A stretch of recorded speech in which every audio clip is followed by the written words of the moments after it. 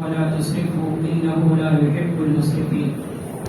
وقال النبي صلى الله عليه وسلم: نعمتان مغبون فيهما كثير من الناس، الصحة والفراغ، أو كما قال عليه الصلاة والسلام.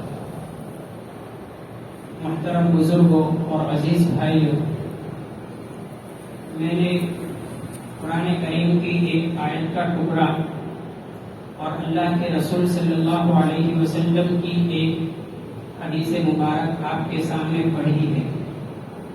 حدیث مبارک کا ترجمہ ہے: اللہ کے رسول صلی اللہ علیہ وسلم نے فرمایا، نعمتان مغبون فیہما کثیر من الناس، کہ دو نعمتیں ایسی ہیں جن کے بارے میں بہت سارے لوگ دھوکے میں مبتلا ہیں. الصحت والفراغ، پہلی نعمت صحت اور تندرستی کی نعمت ہے، اور دوسری نعمت فراغت کی نعمت ہے. آدمی تندرست اور صحیح سالم ہوتا ہے تو یہ تندرستی کی وجہ سے آدمی اس دھوکے میں مبتلا ہو جاتا ہے کہ میری یہ صحت، میری یہ قوت، میری یہ تندرستی ہمیشہ قائم رہے گی اور میں اسی طرح رہوں گا. اور اچانک بیماری اس پر حملہ کر دیتی ہے، اچانک وہ کسی مصیبت میں گرفتار ہو جاتا ہے، اور اس کے جو ارمان اور اس کی پچھلی تمنائیں تھی کہ میں ایسا ایسا ایسا کروں گا، یہ کروں گا، پلاننگ ہوتی ہے، ان تمام پلاننگوں پر پانی پھر جاتا ہے. اور صحت اللہ تبارک و تعالیٰ کی بہت بڑی نعمت ہے. اسی لیے حدیث پاک میں آتا ہے کہ قیامت کے دن نعمتوں میں سب سے پہلے جس نعمت کا سوال ہوگا وہ نعمت صحت کی نعمت ہے، کہ تمہیں جو صحت کی نعمت دی گئی تھی اس نعمت کا استعمال تم نے کیسے کیا، اور اس نعمت کا استعمال تم نے کہاں کیا. اس سوال کا اللہ تبارک و تعالیٰ کے یہاں ہمیں جواب دینا ہے. اس لیے اس نعمت کا ہمیں بہت سوچ سمجھ کر استعمال کرنا چاہیے. خاص کر ہم نوجوانوں کو اس نعمت کی پوری قدر کرنی چاہیے.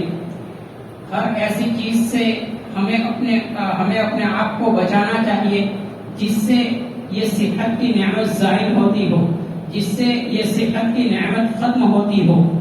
اس نعمت کی اہمیت کا اندازہ اس بات سے بھی لگایا جا سکتا ہے کہ نماز جیسی عظیم الشان عبادت جو کسی بھی حال میں ساقط نہیں ہوتی، نماز کسی بھی حال میں معاف نہیں ہے.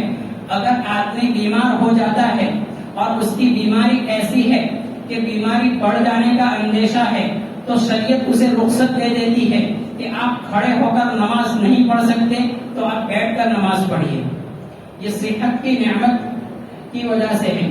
اگر آدمی بیمار ہے اور بیماری ایسی ہے کہ اگر وہ وضو کرتا ہے تو وضو کرنے کی وجہ سے اس کی بیماری بڑھ جاتی ہے تو شریعت ایسے موقع پر اس کو تیمم کی اجازت دے دیتی ہے.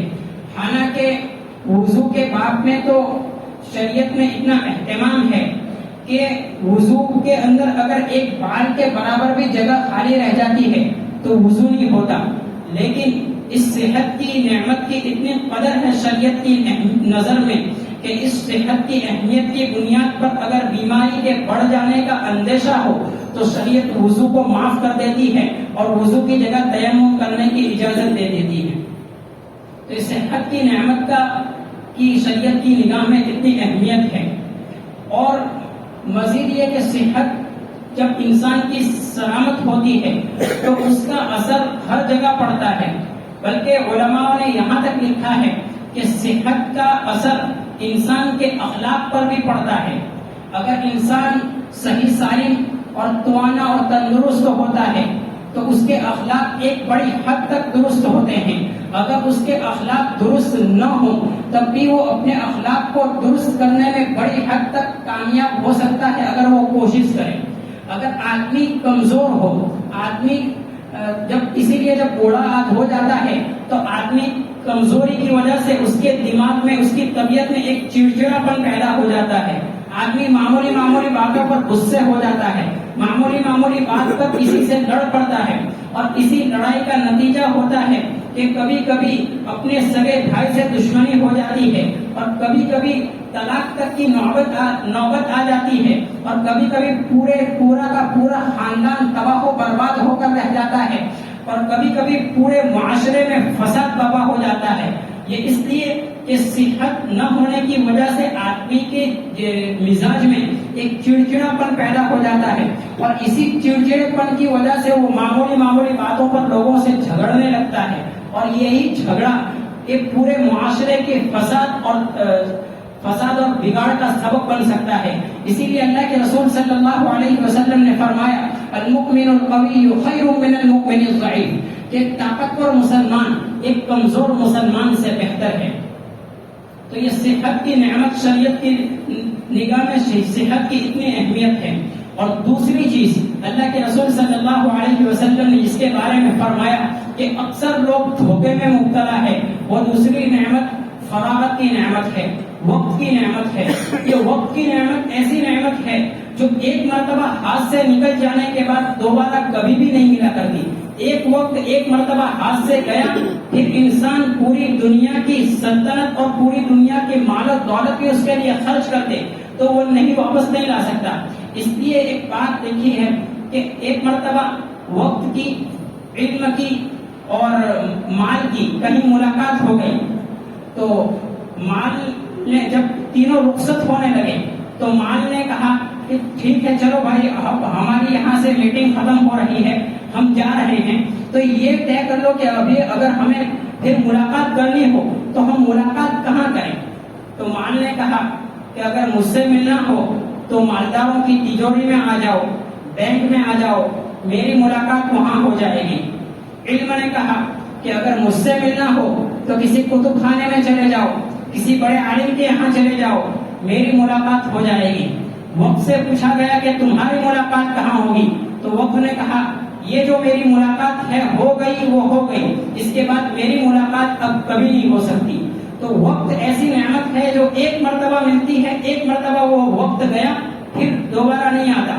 اور وقت کی اہمیت کا اندازہ اس بات سے بھی لگایا جا سکتا ہے کہ اللہ تبارک و تعالیٰ نے قرآن کریم میں زمانے کی قسم کھائی ہے، والعصر، زمانے کی قسم، اور قسم ایسی چیز کی کھائی جاتی ہے جو انسان کی نگاہ میں بہت اہمیت رکھتی ہے۔ اس لیے ہم جو قسم کھاتے ہیں، ماں کی قسم، باپ کی قسم، قرآن کی قسم، مکہ کی قسم، ایسی چیزوں کی قسم کھاتے ہیں جس کی اہمیت ہوتی ہے۔ تو اللہ تبارک و تعالیٰ وقت کی قسم کھا رہے ہیں، تو اسے پتہ چلتا ہے کہ وقت کی قدر شریعت کی نگاہ میں کتنی ہے۔ اسی لیے اللہ کے رسول صلی اللہ علیہ وسلم نے فرمایا نعمتان مغبون فیہما کثیر من الناس الصحۃ والفراغ، کہ دو نعمتیں ایسی ہیں جن کے بارے میں اکثر و بیشتر انسان دھوکے میں مبتلا ہیں۔ ایک تو صحت کی نعمت اور یہ دوسری وقت کی اور فراغت کی نعمت۔ اس لیے اللہ تبارک و تعالیٰ نے یہ جس زندگی کی نعمت دی ہے، یہ وقت کی نعمت دی ہے، اس کی قدر کرنی چاہیے، اس کو سنبھل کر تول کر خرچ کرنا چاہیے۔ اس نعمت کے بارے میں بھی اللہ تبارک و تعالیٰ سوال کریں گے کہ تمہیں زندگی دی تھی، تم نے اس زندگی کا استعمال کہاں کیا اور کیسے کیا۔ قیامت کے دن اس سوال کا جواب ہمیں دینا ہوگا۔ ہمارے اسلاف نے ایک لمحے کی قدر کی، ایک سیکنڈ کو تول کر استعمال کیا، جب جا کر ہم تک یہ دین پہنچا ہے۔ یہ جو ہم علوم دیکھ رہے ہیں، قرآن و حدیث کی ایسی تشریح اور اتنے بڑے بڑے کتب خانے بھرے ہوئے ہیں، وہ ایسے ہی نہیں وجود میں آ گئے، بلکہ ہمارے اسلاف نے اس کے لیے اپنے وقت کی قدر کی ہے اور ایک لمحے کو تول کر استعمال کیا ہے۔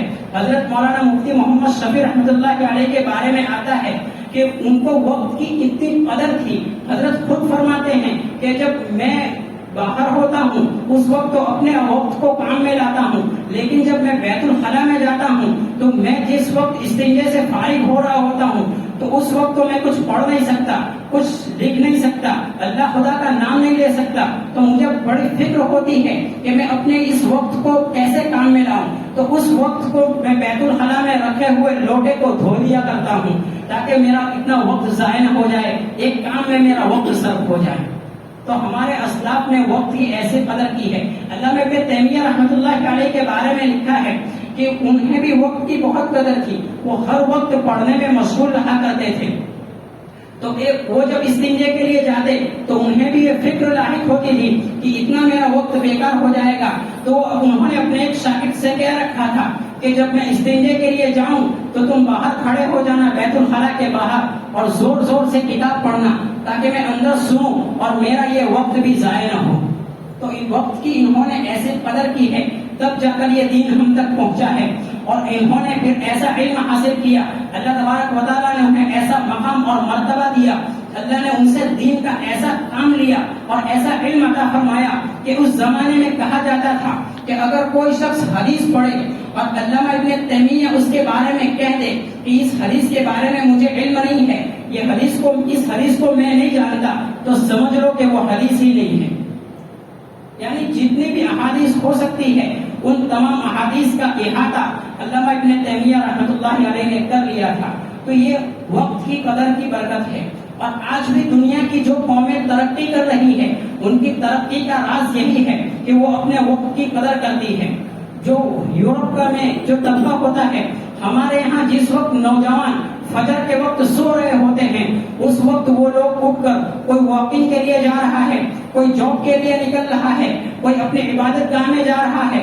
ہم جب سوتے ہیں اس وقت وہ لوگ اپنے کام کی دھن میں، اپنے کام کی فکر میں لگتے ہیں، تب جا کر وہ ترقی کرتے ہیں اور ہم وہیں کے وہیں رہ جاتے ہیں. بلکہ جس وقت ہندوستان میں انگریزوں نے قدم رکھا اور انگریز ہندوستان کا انہوں نے جائزہ لیا تو ہندوستان کی قوم کو دیکھا کہ یہ رات کو پوری رات مشاعروں میں اور جلسے جلوس میں مشغول رہتی ہے اور صبح جب 4 بجتے ہیں تو یہ سونے کے لیے جاتی ہے، اور جب کام کا وقت آتا ہے تو یہ قوم سوتی ہے. اور ہمارا عالم یہ ہے کہ ہم رات کو جلدی سوتے ہیں اور صبح میں جلدی اٹھ کر اپنے کام میں مشغول ہوتے ہیں. جب انگریزوں نے ہندوستانیوں کو دیکھا کہ یہ 4 بجے تہجد کے وقت سونے کے لیے جاتے ہیں اور جب کام کرنے کا وقت آتا ہے، بلکہ جب اللہ تبارک و تعالیٰ سے مانگنے کا اور رزق کے حاصل کرنے کا وقت آتا ہے اس وقت یہ قوم سوتی ہے، تو اس قوم نے فیصلہ کر لیا کہ اس قوم کو ہرانا اور اس قوم کو شکست دے کر اس پر حکومت کرنا کوئی مشکل کام نہیں ہے. اور انہوں نے اپنی کوشش جاری رکھی اور آخر ایک وقت وہ آیا جب انہوں نے ہندوستانیوں کو شکست دی اور تقریباً 1 صدی تک انہوں نے اس ملک پر حکومت کی. تو جو بھی وقت کو کام میں لاتا ہے، جو بھی قدر کرتا ہے، اللہ تبارک و تعالیٰ کے ہاں اس کی قدر دانی کی جاتی ہے اور اس کو اس کا بدلہ دیا جاتا ہے. تو ہم بھی اگر اپنے وقت کو کام میں لائیں گے تو ہمارا بھی کام بنے گا. جیسے وہ قومیں ترقی کر رہی ہیں ہم بھی ترقی کر سکتے ہیں. شرط یہ ہے کہ ہم اپنے وقت کو کام میں لائیں. آج اگر ہم اپنا حال دیکھ لیں تو ہم رات کو دیر تک میچ دیکھتے رہتے ہیں. اگر ایک کرکٹ کا میچ، ایک IPL، ایک ورلڈ کپ شروع ہو گیا تو ہمارے نوجوان ساتھی اسی میں لگ جاتے ہیں اور رات کو دیر تک بیٹھے رہتے ہیں. اور صبح جب تہجد کا وقت ہوتا ہے، جب اللہ کے ولی تہجد کے لیے بیدار ہوتے ہیں تو یہ قوم اس وقت سونے کے لیے جاتی ہے. جب ایسی حالت ہو تو ایسی حالت کے ساتھ اللہ تبارک و تعالیٰ کی مدد کیسے آ سکتی ہے؟ اس لیے اور ایسا ہو ہی نہیں سکتا کہ ہماری یہ حالت رہے اور اللہ تبارک و تعالیٰ کی مدد آ جائے. اگر ایسی حالت میں اللہ کی مدد آئی تو اللہ تبارک و تعالیٰ کے دین کی غلط ترجمانی ہو جائے گی، دین بدنام ہو جائے گا. دنیا کی قومیں یہی سمجھے گی کہ یہی اسلام ہے، جس پر یہ مدد اتری ہے.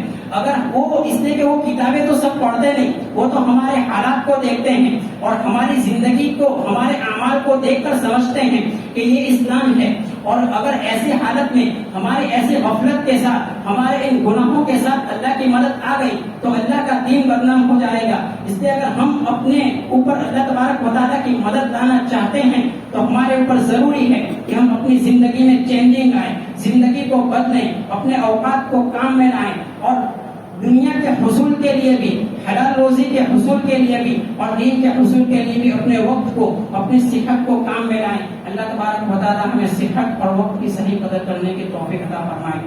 آمین. وآخر دعوانا ان الحمد للہ.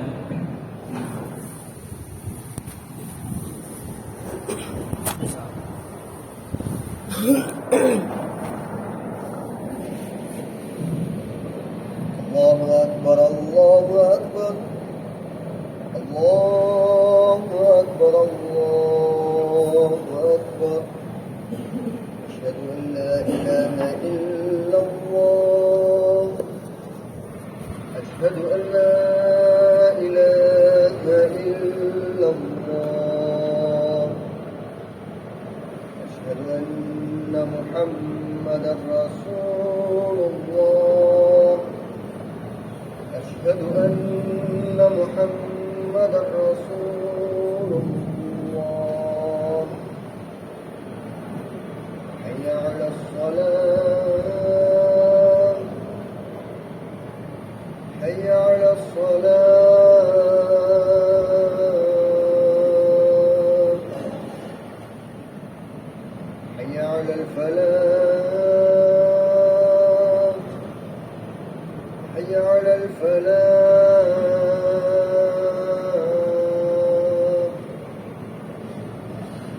الله أكبر الله أكبر لا إله إلا الله